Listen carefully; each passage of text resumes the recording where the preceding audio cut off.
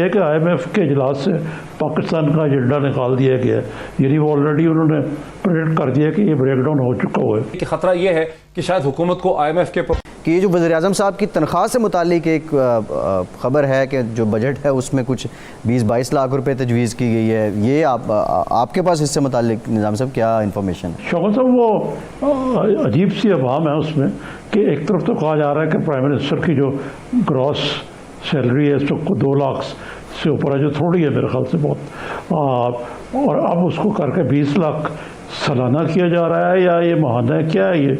इसमें थोड़ा सा ज़रा वो आ गया है अवाम, उसको तो दूर कर देना चाहिए आपको।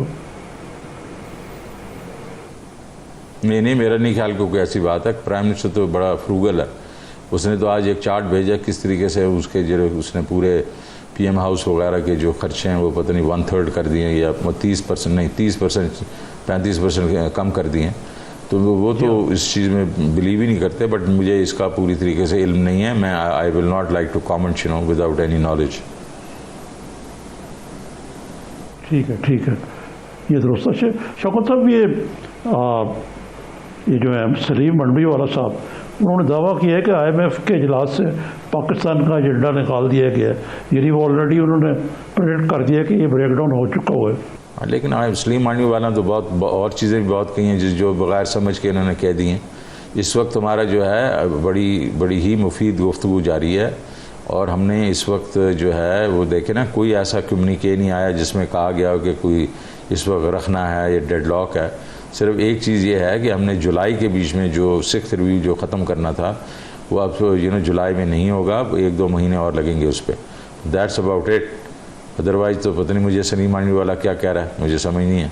जी, सऊदी अरब के साथ कहाँ तक पहुँचे मामला? सऊदी अरेबिया देखें, इस वक्त हमारा जो उन्होंने एक ऑफ़र की हुई थी हमें, मेरे प्राइम मिनिस्टर उनको मिले थे, तो वो अभी इसमें ये एक सेंसिटिव मामला है, इसको काफ़ी अब डिबेट हो गई है पब्लिक उसमें, पता नहीं क्यों।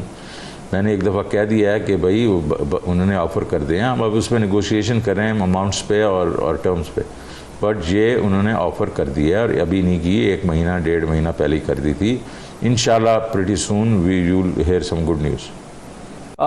मुजम्मिल असलम साहब, हुकूमत जो चूरन बेचना चाह रही है, मुझे एक ग्रोथ का और एक तनख्वाहों को बढ़ाने का, रिलैक्सेशन का, उसमें फिस्कल डिसिप्लिन को भी वायलेट कर रही है, चूरन बिकता नजर नहीं आ रहा। डॉक्टर फारूक सलीम साहब, हुकूमत एक पॉपुलिस्ट फाइनेंशियल पॉलिसी लेकर आ गई है जिसके जरिए फिस्कल डिसिप्लिन को वायलेट कर रही है, आवाम को खुश करना चाह रही है। जो पिछले 2.5 बरस का फिस्कल डिसिप्लिन था उसको इस हद तक अब हुकूमत पसे पुश रखना चाहती है कि खतरा यह है कि शायद हुकूमत को IMF के प्रोग्राम से ही निकलना पड़ जाए। क्या हुकूमत कामयाब हो जाएगी इस टर्न अराउंड में?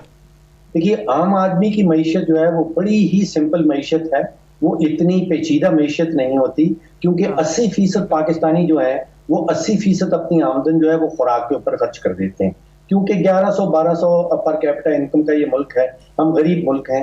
अब वो देखते हैं कि मेरे घर में 4 बच्चे हैं, बीवी है, और 115 से 120 किलोग्राम पर ईयर एक पाकिस्तानी बच्चा, बूढ़ा, मर्द और औरत जो है वो आटे की खपत होती है।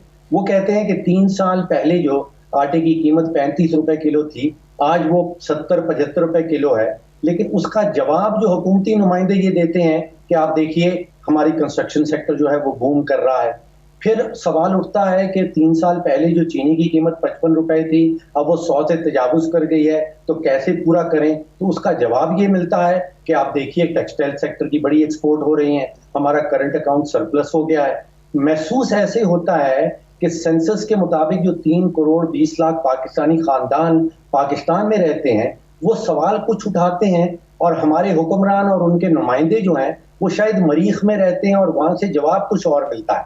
जो आप असरात की बात कर रहे थे, सवाल है आटे का, सवाल है चीनी का, सवाल है बिजली के बिल का। सवाल ये नहीं है कि वो 1% पाकिस्तान की जो आबादी है, जो कॉरपोरेट सेक्टर है, वो सीमेंट में बूम कर रही है, शुगर मिल मालकान बेशुमार पैसे बना रहे हैं, और गाड़ियां बेशुमार बिक रही हैं। लेकिन डॉक्टर साहब, इसमें शहरी और अर्बन रूरल का भी कुछ फर्क नजर आता है। जैसे मुजम्मिल असलम ने कहा कि जो हुकूमत ने जो पॉलिसीज इख्तियार की हैं उसका फायदा देही और रूरल पॉपुलेशन को हो रहा है, देहात में हो रहा है, शहरों में नहीं हो रहा है। शहरों में उनको आटा खरीदना पड़ता है, देहात में वो आटा खरीदते नहीं है, वगैरह वगैरह। इस पे क्या रद्द अमल है आप?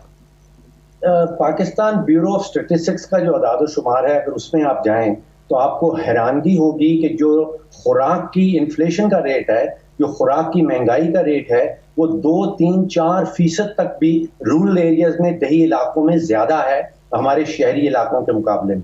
तो ये कह देना कि जो रूरल एरियाज हैं उनका बड़ा फायदा हो रहा है, पाकिस्तान ब्यूरो ऑफ स्टैटिस्टिक्स ये चीज मानने को तैयार नहीं। वो खुद से कह रहा है कि खुराक की महंगाई जो है वो रूरल एरियाज में बिल्कुल। जरा देखिए, कौन खुश नहीं होगा अगर पाकिस्तान में खुशहाली आए, पाकिस्तान में बेहतरी आए, पाकिस्तान से गुर्बत का खात्मा हो, पाकिस्तान में महंगाई का खात्मा हो।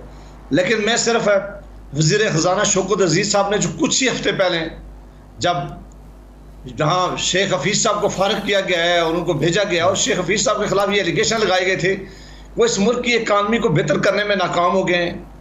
उन्होंने इस मुल्क की इकानमी जो है उससे बहुत डुबो दिया है। और उस वक्त जब उन पर एलिगेशन लगाया गया था तो ये भी था कि जो आसमान पर कीमतें पहुंच गई उन्हें कंट्रोल करने में भी वो नाकाम रहे हैं और गवर्नेंस के भी बड़े सीरियस इशू थे।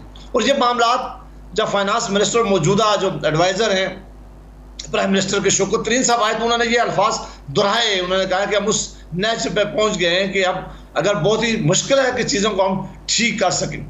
फिर एक दम इन पिछले 4 हफ्तों में एक वेला ज़रूर मचा है। उन्होंने कहा जी कि हमारी जो ग्रोथ है वो बढ़ गई है। पहले 4 पॉइंट का कुछ कहा गया है, फिर 3.90 का कहा गया है, फिर इससे भी ज़रा पीछे हटना पड़ा।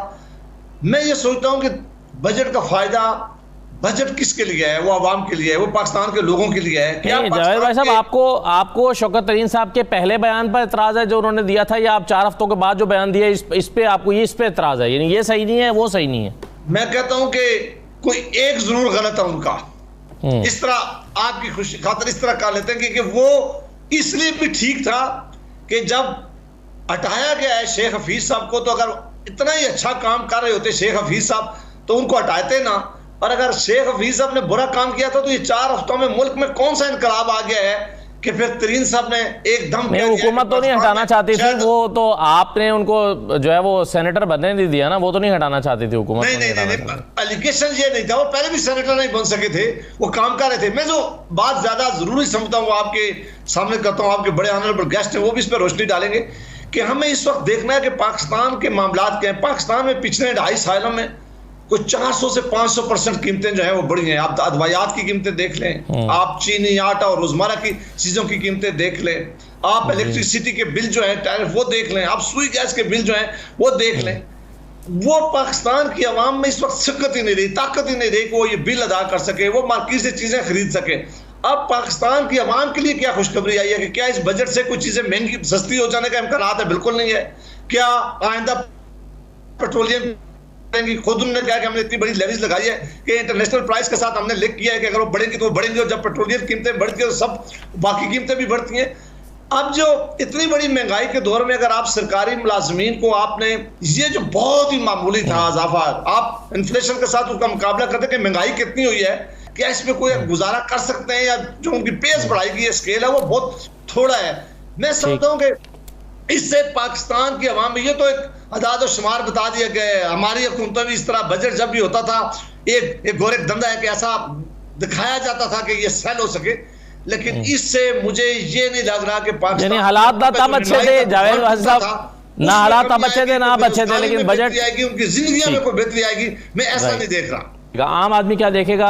IMF की शिकायत की वजह से अगर हुकूमत बिजली कीमतें बढ़ाती है, जो कि वक्ती फिलहाल नहीं बढ़ा रही, लेकिन ऑपोजिशन कह रही है कि इन्होंने आगे जाके बढ़ानी पड़ेंगी आपने अगर IMF से तीसरी किस्त लेनी है तो।